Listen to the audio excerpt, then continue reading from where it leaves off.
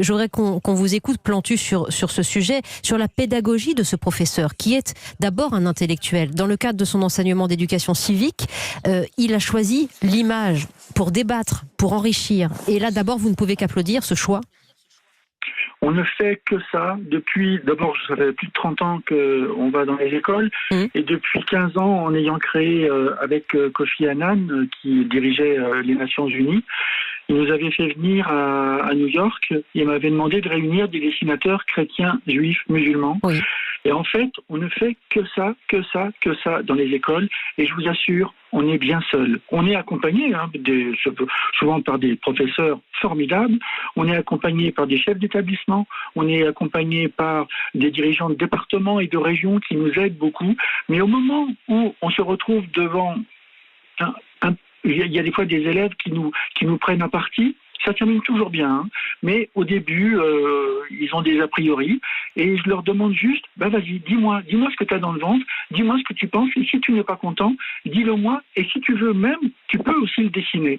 Et c'est ce qu'on fait, je les invite, j'ai toujours un petit iPad avec moi, relié à un vidéoprojecteur, je leur montre des dessins qui viennent de Palestine, du Maghreb, de Russie ou d'ailleurs, et puis il y a un moment, je les invite à dire, mais t'as pas l'air d'avoir été convaincu, et je leur dis, vas-y, viens me dire jusqu'au bout tu veux aller. Et à ce moment-là, on apprend ce que c'est que le mot liberté, égalité, fraternité. C'est-à-dire la liberté de dire beaucoup de choses, et ce que vient de dire Mohamed Sifaoui, c'est exactement la liberté qu'on essaye de partager dans les écoles, mais à la fois la fraternité, c'est aussi une manière de dire, voilà, je veux écrire, ou je veux dessiner, ou je veux m'exprimer dans mon école, ou en tant que vie d'adulte, j'essaye de partager avec des autres personnes qui sont d'accord ou pas d'accord, mais toujours est-il, et je leur dis, parce que c'est un mot que j'entends beaucoup dans les écoles, parce qu'ils me disent, oh frère, ça. Bon, et je leur dis, mais fraternité, c'est un mot qui nous vient de la Révolution française, et on s'adresse, quand on fait des dessins, ou quand on fait des écrits,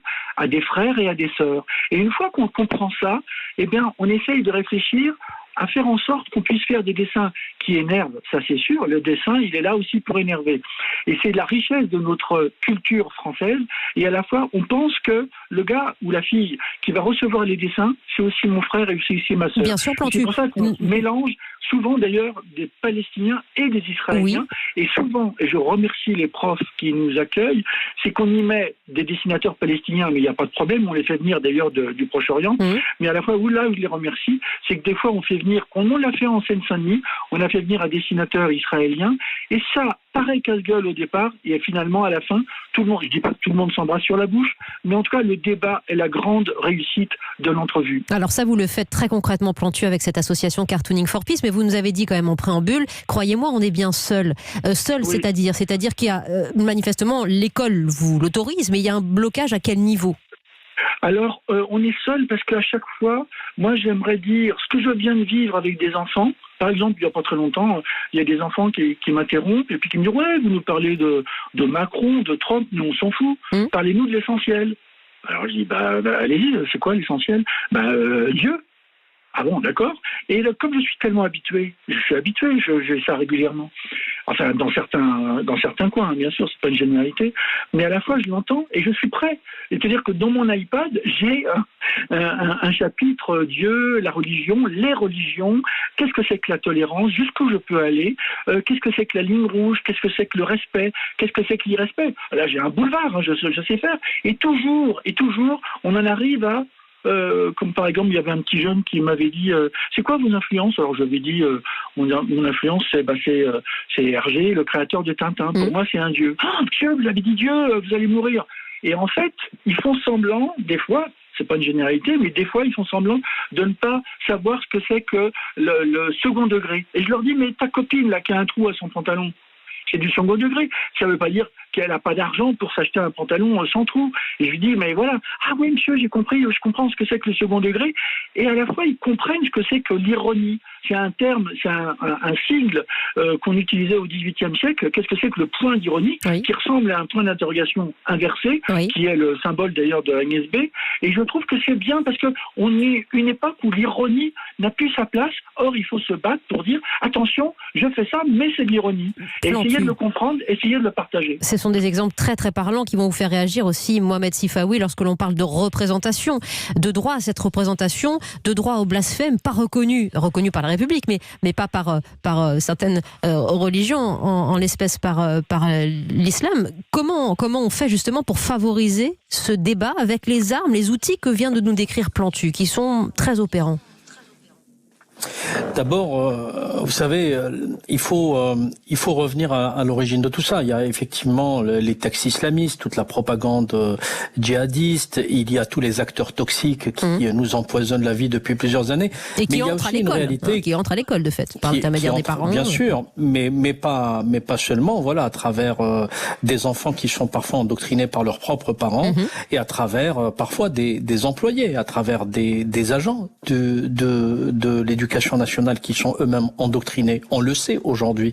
Mais ce que je voulais dire, c'est le travail que fait Plantu est important parce qu'il lutte contre l'acculturation qui gangrène le monde musulman et la communauté musulmane. Il faut le dire, il n'y a pas une culture satirique dans le monde musulman, malheureusement, où elle est très limitée parce que il y a une réduction des espaces démocratiques et la satire, on le sait, ne peut s'exprimer que lorsque il y a un espace démocratique. Or, le monde arabo-musulman de façon générale, j'y inclus aussi évidemment la Turquie et d'autres pays qui sont pas arabes, des pays africains également.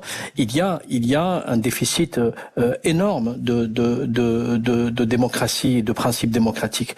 Par conséquent, si vous voulez, ces populations qui sont culturellement qui ont baigné dans cette acculturation n'arrivent pas à comprendre certaines subtilités, ce second degré. Alors, oui, mais ils mettent leurs enfants à l'école de la République. C'est là où on revient quand même au nœud du problème. Mais vous avez par ailleurs quelque chose qui doit, à mon sens, changer, et j'espère que ça va changer, c'est le logiciel de l'administration. Le logiciel de l'administration, pendant des années, n'a pas su accueillir des gens d'origine étrangère, n'a pas su, je dirais, intégrer, n'a pas su faire autre chose que du relativisme culturel et de l'essentialisation.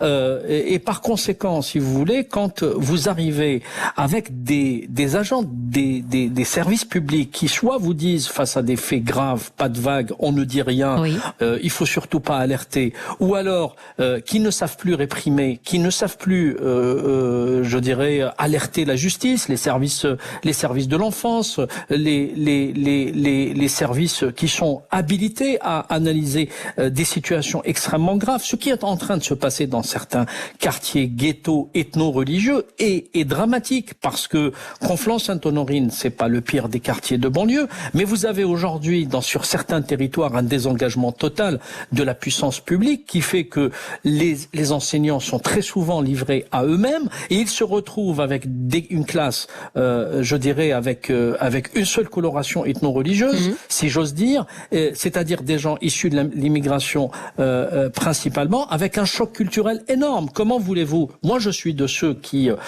aujourd'hui demandent à Jean-Michel Blanquer à ce que à la rentrée, on puisse faire une journée de travail sur la caricature, sur la satire, sur le blasphème, sur le droit que nous avons à caricaturer Mahomet et à diffuser les images publiées par Charlie Hebdo ou par d'autres dans ce pays.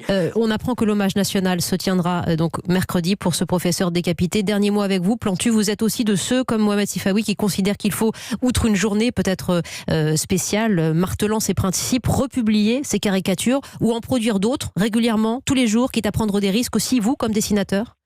Il faut continuer à défendre les dessinatrices, les dessinateurs dans le monde entier. Et d'ailleurs, on défend, dès il n'y a pas très longtemps, un dessinateur jordanien qui a passé quelques jours en tôle et qui a été d'ailleurs lui-même menacé par les terroristes dans sa rue il y a 3-4 ans.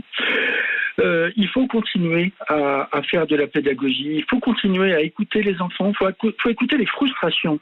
C'est-à-dire qu'il y a beaucoup d'enfants qui racontent mal à leur manière, mais ils racontent une frustration. Et à chaque fois, je leur dis, mais viens la dessiner, viens, on va discuter et je vais t'aider à mettre en valeur tes frustrations et on va essayer de voir jusqu'où on peut aller. Oui, sans qu'une frustration se termine en chasse à l'homme.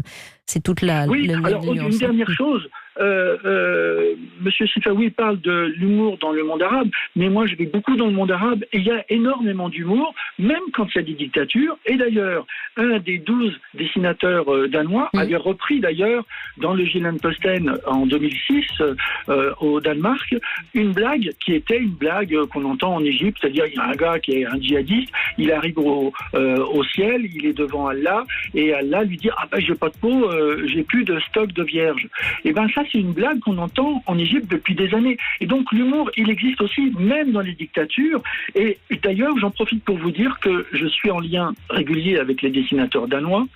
Et Lars Raffen, qui fait partie des 12 dessinateurs danois, me disait qu'il voulait, par l'entremise de notre entretien, vous dire et faire savoir que les 12 dessinateurs danois pensaient à la famille, avaient une pensée terriblement ému devant cette tragédie et devant la famille de ce professeur qui a été assassiné.